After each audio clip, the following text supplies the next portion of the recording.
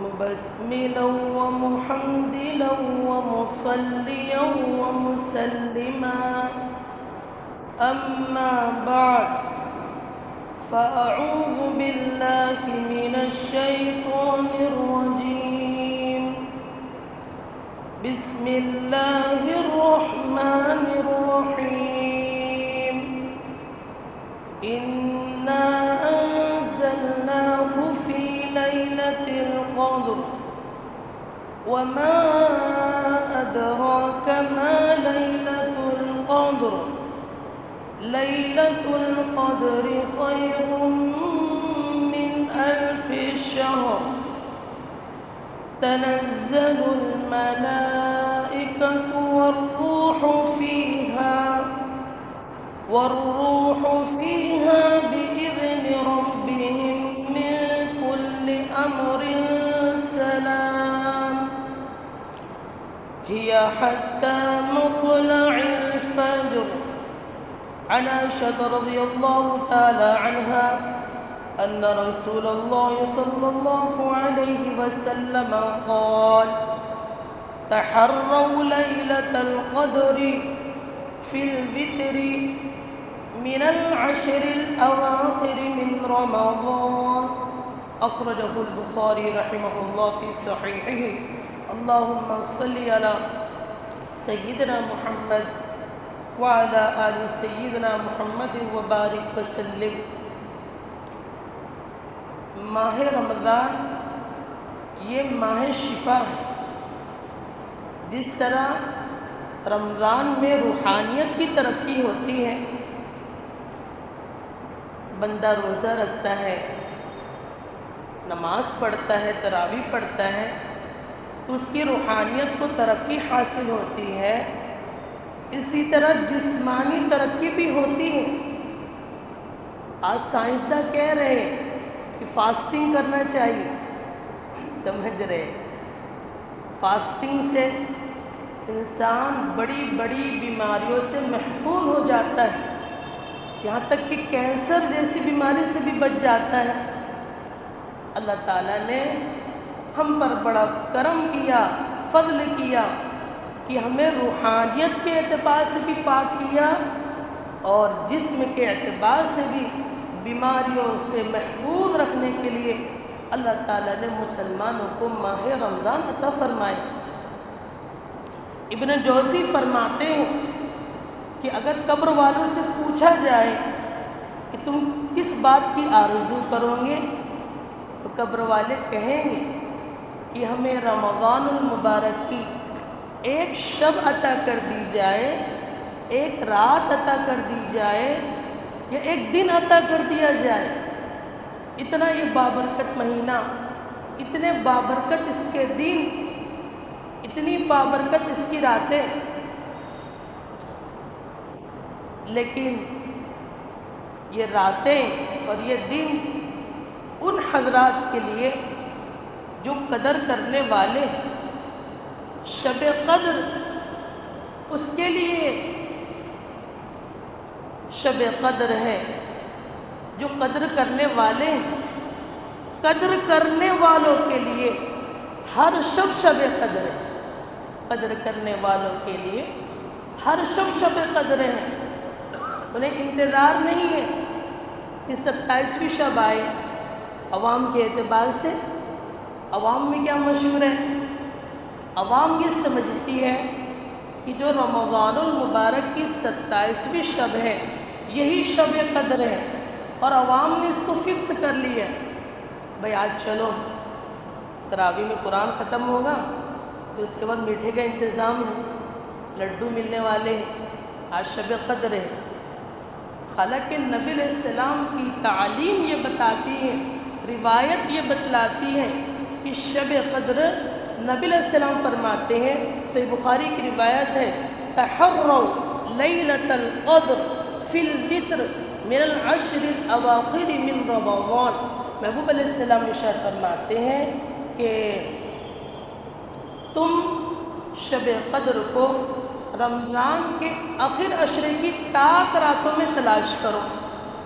اب یہ 21ویں رات میں بھی ہو سکتی ہے جو ہم سے رخصت ہو چکی ہے، 23 کو بھی ہو سکتی ہے، یہ بھی رخصت ہو چکی ہے، 25 کو بھی ہو سکتی ہے، 27 کو بھی ہو سکتی ہے اور 29 کو بھی ہو سکتی ہے۔ متعین نہیں کیا ہے اللہ تعالیٰ نے کہ 27 ہی ہے شب قدر، عوام نے متعین کر دیا، یہ بات غلط ہے۔ اللہ نے متعین نہیں کیا تو ہم کیسے متعین کر سکتے ہیں؟ اور اس پر بہت شاندار علماء نے نقطہ بیان کیا ہے کہ اللہ تعالیٰ نے شب قدر کو متعین کیوں نہیں کیا؟ اس لیے متعین نہیں کیا کہ اگر شب قدر متعین ہوتی تو نیک لوگ ایک مرتبہ عبادت کر کے آرام کر لیتے، بس اب چھٹی، ایک بار ہم نے عبادت کر لیا، اور جس نے شب قدر میں عبادت کی اس نے 83 سال 4 مہینے عبادت کی، سمجھ رہے؟ اس لیے کہ شب قدر یہ 1000 مہینوں سے افضل، اور جس نے ایک رات شب قدر پالی اس نے 83 سال 4 مہینہ گویا عبادت کی۔ شیخ الحدیث مولانا زکریا صاحب رحمۃ اللہ علیہ یہ بات کہتے ہیں کہ جس نے 10 شب قدر پالی اس نے 833 سال گویا عبادت کی۔ نبی علیہ السلام نے ارشاد فرمایا اعمار امتی ما بین 60 الی 70، کہ میری امت کی جو عمریں ہیں وہ 60 سے 70 کے درمیان ہے عموماً۔ اگر کوئی اس کے آگے کراس کر لے تو حالانکہ بہت کم لوگ کراس کرتے ہیں، لیکن نبی علیہ السلام کی امت کی جو اکثر عمریں ہیں وہ 60 سے 70 کے درمیان۔ اور نبی علیہ السلام نے جب یہ محسوس کیا کہ امت محمدیہ اس کی عمریں کم ہیں اور پچھلے لوگوں نے ہزاروں سال عمریں پائی ہے اور ہزاروں سال اللہ کی عبادت کی ہے، تو نبی علیہ السلام کو اس بات کا افسوس ہوا کہ میری امت یہ ان کا تو مقابلہ نہیں کر سکتی۔ اس پر اللہ تعالیٰ نے سورہ قدر نازل فرمائی۔ لکھتے مفسرین ایک اور بات کہ نبی علیہ السلام نے صحابہ کے سامنے بنی اسرائیل کے ایک عابد کا ذکر کیا جس نے 500 سال اللہ کی عبادت کی۔ صحابہ کو اس پر افسوس ہوا کہ ہماری عمریں اتنی نہیں ہیں، ہم کیسے مقابلہ کریں گے اس عابد کا بنی اسرائیل کے جو 500 سال اللہ کی عبادت کیا ہے۔ اس پر اللہ تعالیٰ نے سورہ قدر نازل فرمائی۔ اللہ فرماتے ہیں اِنَّا أَنزَلْنَاهُ فِي لَيْلَةِ الْقَدْرِ، ہم نے اس قرآن کو لیلۃ القدر میں نازل کیا۔ عربی میں جب کسی چیز کے ایک بار اترنے کی طرف اشارہ کرنا ہوتا ہے تو اس کے لیے انزلنا کی تعبیر استعمال کی جاتی، لیکن آپ لوگ سوچ رہے ہوں گے کہ نبی علیہ السلام پر قرآن یہ ایک بار تو نازل نہیں ہوا ہے، یہ تو تھوڑے تھوڑے وقفے سے نازل ہوا ہے۔ تو یہ جو اللہ نے ذکر فرمایا اِنَّا أَنزَلْنَاهُ فِي لَيْلَةِ الْقَدْرِ، یہ لوح محفوظ سے آسمان دنیا پر قرآن کے نازل ہونے کی طرف اشارہ ہے کہ لوح محفوظ سے آسمان دنیا پر اللہ رب العزت نے قرآن کو یک بار کی اتارا، اور نبی علیہ السلام پر جو قرآن اترا اس کے لیے اللہ تعبیر فرماتے ہیں نزلنا کی، اِنَّا نَحْنُ نَزَّلْنَا الذِّكْرَ وَإِنَّا لَهُ لَحَافِظُونَ، کہ ہم نے ہی اس ذکر کو یعنی قرآن عظیم الشان کو ہم نے ہی اتارا ہے محمد صلی اللہ علیہ وسلم پر تھوڑے تھوڑے وقفے سے، اور ہم ہی اس کی حفاظت کرنے والے۔ اللہ فرما رہے ہیں ہم نے اس قرآن کو لیلۃ القدر میں اتارا۔ وَمَا أَدْرَاكَ مَا لَيْلَةُ الْقَدْرِ، آپ جانتے ہو یہ لیلۃ القدر کیا ہے؟ آپ کو پتہ بھی ہے؟ اللہ خود جواب دے رہے ہیں لیلۃ القدر خیر من الف شہر، یہ لیلۃ القدر 1000 مہینوں سے افضل۔ اس میں اگر کسی نے نماز پڑھ لی گویا اس نے 83 سال 4 مہینے نماز پڑھ لی۔ اس میں کسی نے ذکر کر لیا، دعائیں مانگ لی، گویا اس نے 83 سال 4 مہینے ذکر کیا، 83 سال 4 مہینے دعا مانگی۔ تنزل الملائکۃ والروح فیہا، اترتے ہیں اس رات میں روح الامین یعنی جبرائیل علیہ السلام اور ان کے ساتھ ایک بہت بڑا فرشتوں کا لشکر۔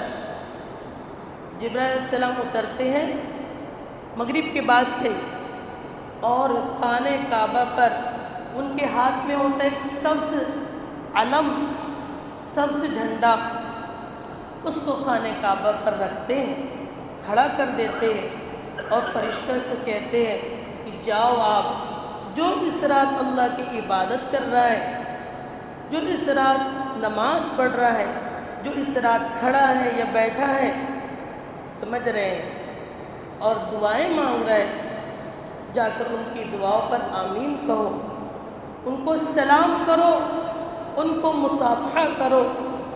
روایت بتلاتی ہے کہ جبرائیل علیہ السلام کے 100 بازو ہیں، اور 100 بازو میں سے جبرائیل علیہ السلام اس رات میں 2 بازو کو پھیلاتے ہیں، اور وہ 2 بازو کے پھیلنے سے مشرق و مغرب ڈھک جاتا ہے۔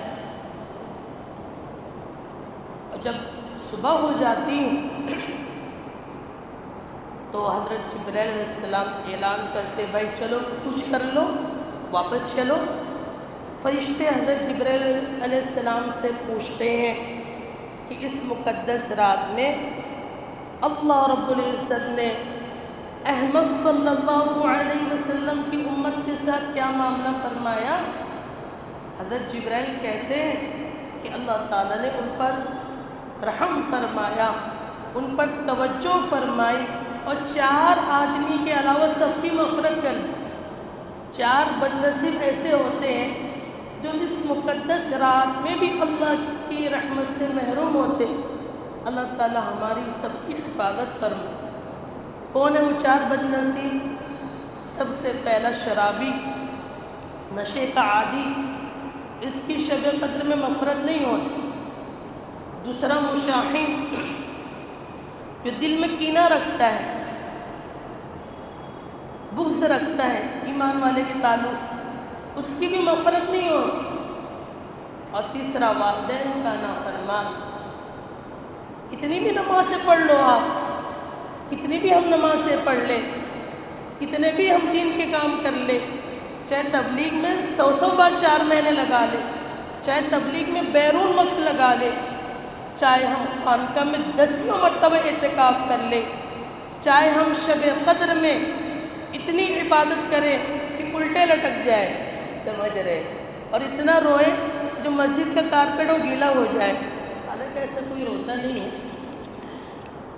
اگر ایسے حاجی صاحب کے والدین ان سے ناراض ہیں، ایسے نمازی صاحب کے والدین ان سے ناراض ہیں، اور ایسے تبلیغی صاحب اور خانقاہ کے مرید سے اس کے والدین ناراض ہیں، تو یاد رکھنا چاہیے ایسے لوگوں کی مغفرت نہیں ہونے والی۔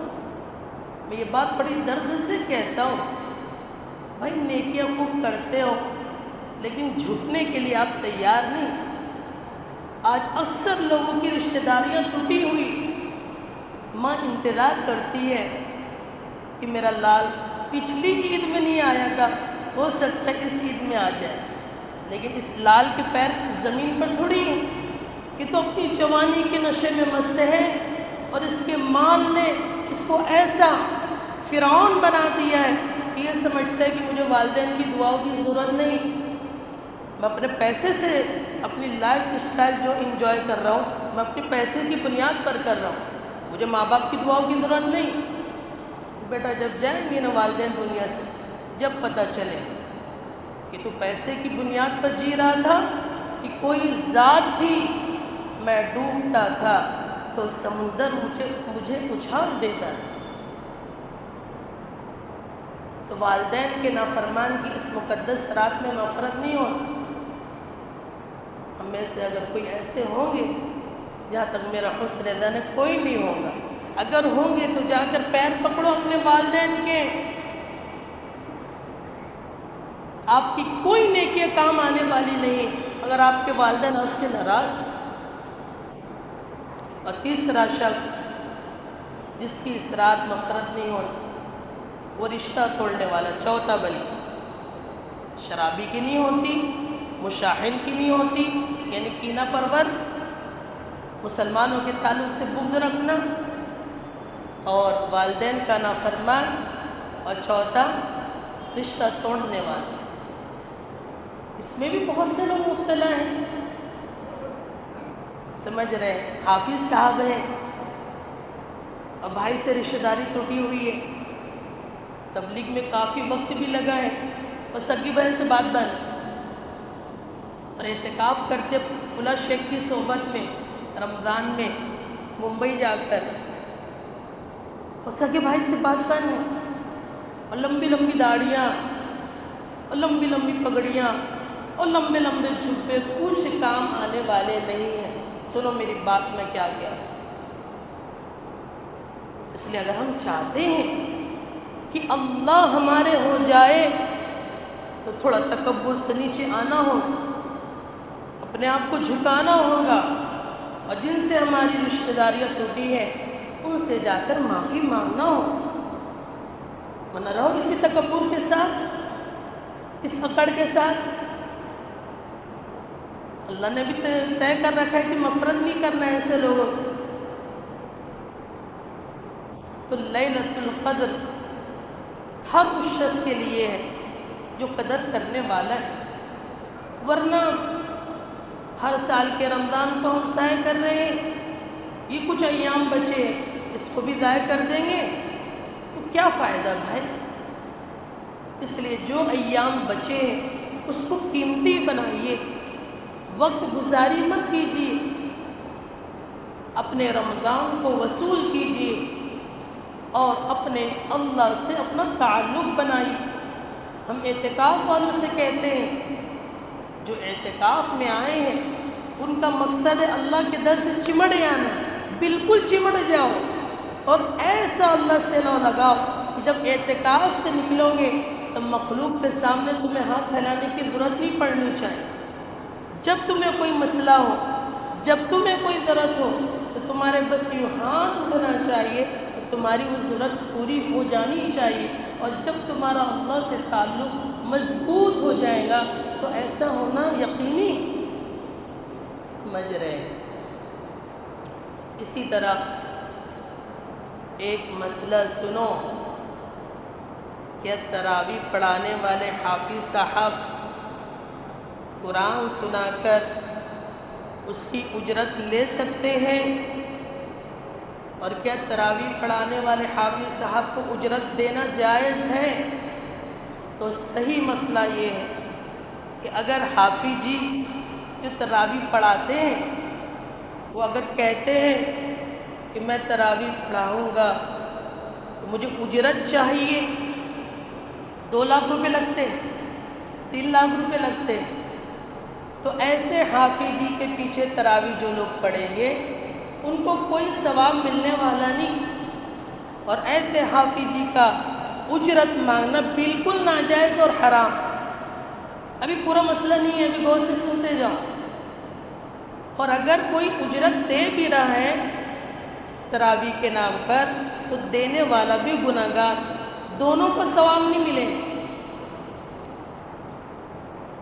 اور یہ جو مسئلہ جس جگہ لکھا ہے اس کے نیچے 2 مسئلے اور لکھے، اس کو بھی سنو۔ اگر کوئی حافظ جی جو تراویح پڑھاتا ہے اس کو امامت دے دی جائے، یا اس کے ذمے 1-2 نمازیں کر دی جائے، اس کو نائب امام بنا دیا جائے، اور اس پر لوگ اپنی خوشی سے مطالبے کے بغیر، متعین کیے بغیر اگر کچھ ہدیہ دیتے ہیں، چاہے وہ کم ہو یا زیادہ، تو یہ حافظ جی کو ہدیہ دینا بالکل جائز ہے۔ 2 مسئلے ہو۔ تیسرا مسئلہ سنو، اگر کوئی حافظ جی جو تراویح پڑھا رہے ہیں وہ امام ہیں اور امام ہونے کی حیثیت سے مسجد کی انتظامیہ رمضان میں انہیں کچھ اضافی مشاہرہ دیتی ہے تو امام صاحب کا یہ مشاہرہ لینا بالکل جائز ہے۔ تم ایک مسئلے بیان کرتے ہو چوکوں پر کہ 2 مسئلے چھوڑ دیتے ہو، کہ 2 مسئلے بھی وہیں لکھے ہیں جب پہلا مسئلہ لکھا ہے کہ اگر کوئی حافظ تراویح کی اجرت مانگتا ہے اور کوئی تراویح کی اجرت دیتا ہے تو یہ بالکل جائز نہیں ہے، حرام ہے، لیکن جو جواز کی صورتیں ہیں اس کو تم بیان نہیں کرتے ہو۔ بالکل میں کہتا ہوں بالکل حرام ہے تراویح کی اجرت، لیکن ہم آپ سے ایک بات کہتے ہیں کہ جو دین کے خدام ہیں، جو ائمہ کرام ہیں، جو مؤذرین حضرات ہیں، ان کی ضرورت کا خیال کرنا یہ ہماری ذمہ داری ہے۔ ان کی ضرورت کا خیال کرنا یہ حرام نہیں ہے، سمجھ رہے، اور یہ ناجائز نہیں ہے۔ اور یہ ضرورت کا خیال رکھنا صرف رمضان میں نہیں ہے بلکہ ہر مقتدی کی ذمہ داری کہ اپنے مسجد کے مؤذنین حضرات اور دین کے خدام کی ضرورت کا خیال سال پر رکھیں۔ سمجھ رہے ہیں، یہ جائز ہے۔ میں ایک بات کہہ رہا ہوں، ایک بڑی مسجد کے مولانا صاحب مجھے کہنے لگے کہ مفتی صاحب، میں نے کہا مسجد والوں سے کہ میری تنخواہ بڑھائیے، تو مسجد کمیٹی میں ایک ذمہ دار شخص جو ماسٹر صاحب ہیں، سر صاحب ہیں، پیر صاحب ہیں، وہ کہنے لگے کہ کوئی ضرورت نہیں ہے مولانا صاحب کی تنخواہ بڑھانے کی، بڑی برکتی ان کی تنخواہ رہتی۔ وہ مولانا صاحب مجھ سے کہہ رہے تھے کہ مفتی صاحب، وہ جو شخص ماسٹر صاحب، سر صاحب، پیر صاحب جو کہہ رہے تھے کہ تنخواہ بڑھانے کی ضرورت نہیں ہے، 1 لاکھ ان کی پینشن آتی ہے، تو ہم ان سے کہتے ہیں سر صاحب سے اور پیر صاحب سے کہ جو برکت والی دین کے خداموں کی تنخواہ ہے نا، آپ وہ لے لو برکت والی، اور وہ تمہاری منحوس تنخواہ 1 لاکھ وہ دے دو دین کی خدمت کرنے والوں۔ میں آپ سے ایک بات کہہ رہا ہوں، کیوں لوگ اپنے بچوں کو حافظ نہیں بنا رہے ہیں؟ کیوں لوگ اپنے بچوں کو عالم نہیں بنا رہے ہیں؟ مسلمانوں نے اور بڑی بڑی مسجدوں کی انتظامیہ نے مسجدوں کو تو سجا سکتے، بالکل جائز، مسجدوں میں پھول بوٹے لگائے، مسجدوں میں ایسیاں لگائی، مسجد کو سجایا اور مسجد کے امام کو ستایا۔ اگر کوئی مسجد کی انتظامیہ جس کے پاس آوک اچھی ہے، پیسے زیادہ ہیں، اگر وہ اپنی مسجد کے امام اور اپنے مسجد کے مؤذن کو معیاری تنخواہ نہیں دیتی ہے، اللہ کی نظر میں یہ ساری مسجد کے انتظامیہ کے لوگ ظالم۔ ظلم کی تعریف کیا، اٹھا کر دیکھو کتاب، ظلم کہتے ہیں وضع الشیء فی غیر محلہ، کسی چیز کو اس کی جگہ کے خلاف جگہ پر رکھنا۔ اللہ نے دیا ہے مسجد کی انتظامیہ کو، یہ عام بات ہو رہی، میں اپنے لیے بات نہیں کر رہا، اللہ کا شکر ہے میری تنخواہ بڑھ گئی، لیکن بھائی مجھے درد ہوتا ہے جب سے یہ کورونا آیا ہے، ہر کوئی اپنے بچوں کو ڈاکٹر بنانے کی فکر، اس لیے کہ جو ڈاکٹر کی فیلڈ تھی وہ کورونا میں بھی بند نہیں ہوئی، لیکن کوئی تیار نہیں اپنے بچوں کو حافظ بنانے کی، کوئی تیار نہیں اپنے بچوں کو عالم بنانے کے لیے، اور تم ان کو مختصر تنخواہ دو گے تو یاد رکھنا تمہیں آگے چل کے نہ کوئی نماز پڑھانے کے لیے حافظ ہی ملیں گے، نہ اذان دینے کے لیے کوئی مؤذن ملے۔ اس لیے یہ بات میں بڑی جرأت سے کہتا ہوں، اور یہ ریکارڈ بھی ہوتا ہے اور پوری دنیا میں پھیلتا ہے، جس انتظامیہ کو اللہ تعالیٰ نے مال سے نوازا ہے، اپنے امام صاحب کو 40,000 50,000 تنخواہ دو، اپنے مؤذن صاحب کو 40,000 تنخواہ دو، دیکھو ہر کوئی اپنے بچوں کو حافظ عالم بنائے، سمجھ رہے؟ تو بھائی یہ کرنا ہے۔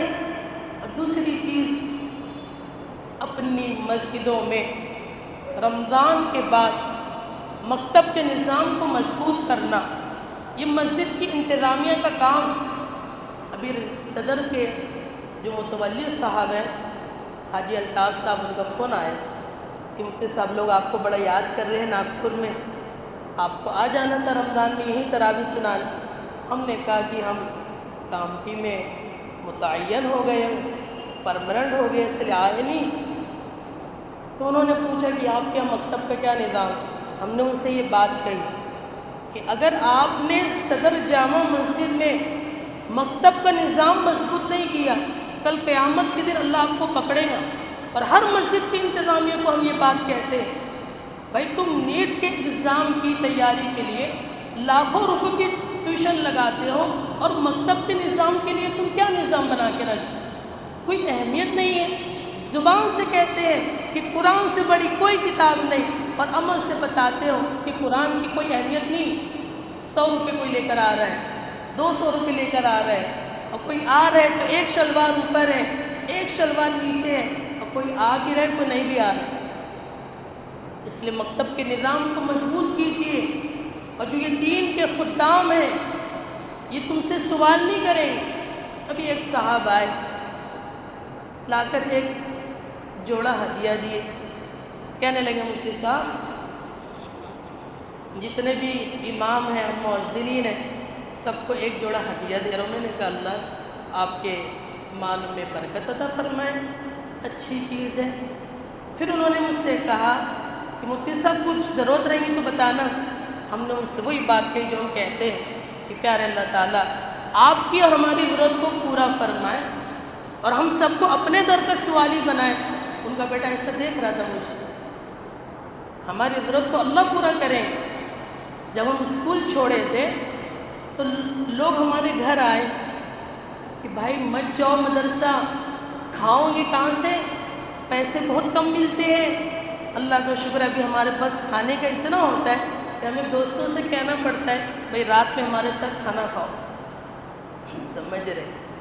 اور جو لوگ مجھے ہماری مخالفت کیے تھے کہ مت جاؤ مدرسہ، بہت کم تنخواہ ملتی ہے، کھاؤ گے کہاں سے، آج وہی لوگ فخر سے یہ بتاتے ہیں کہ مفتی صاحب ہمارے رشتہ دار ہیں۔ جو لوگ ایک زمانہ تھا مجھ سے کنارہ کشی اختیار کرتے تھے، اور وہ فخر سے بتاتے ہیں مفتی صاحب ہمارے رشتہ دار۔ اور اللہ کا شکر ہے مفتی بننے کے بعد میرے پاس 2 گھر ہیں، ایک مسجد کا عارضی گھر اور ایک سعید نگر میں نے لاکھوں روپے خرچ کر کے گھر بنایا۔ تو بھائی مفتی بننے کے بعد کوئی غریب نہیں ہوتا، اس لیے اپنے بچوں کو حافظ عالم بناؤ۔ آپ کیا سمجھ رہے ہیں کہ آپ کا بیٹا حافظ عالم بن جائے گا تو کھائے گا کہاں سے؟ ارے اتنا کھائے گا کہ آپ سوچ نہیں سکتے، اور ایسی ایسی نعمتیں کھائے گا آپ سوچ نہیں سکتے۔ اس لیے یہ بات کہ تراویح کے امام صاحب کو اجرت دینا بالکل حرام، ہم بھی یہ بات کہہ رہے ہیں، لیکن جہاں یہ بات لکھی ہے اس کے نیچے 2 مسئلے اور بھی لکھے ہیں، اس کا بھی پرچار کرو، اس کو بھی پھیلاؤ چوکوں پر۔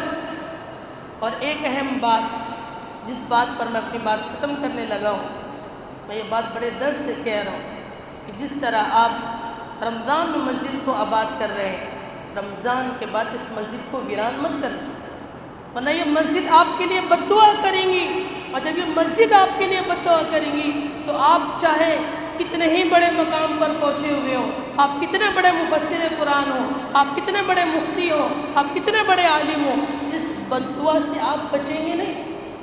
اس لیے مسجد کو ویران نہیں کرنا، ہمیشہ مسجد کو آباد کرنا۔ اللہ تعالیٰ توفیق عمل نصیب فرمائے۔ وآخر دعوانا ان الحمد للہ رب العالمین۔